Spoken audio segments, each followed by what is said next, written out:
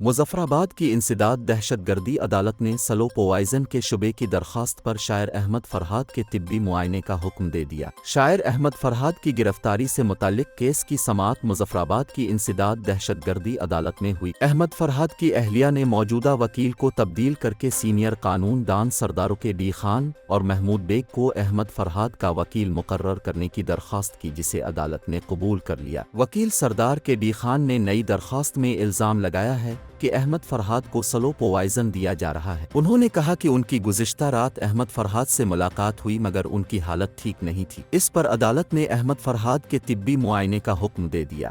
عدالتی حکم پر عباس انسٹی ٹیوٹ آف میڈیکل سائنسز کے ڈاکٹروں کی ٹیم احمد فرحات کا طبی معائنہ کرے گی۔ عدالت نے احمد فرحات کیس کی سماعت 3 جون تک ملتوی کرتے ہوئے کہا کہ پیر کو کیس پر بحث کی جائے گی۔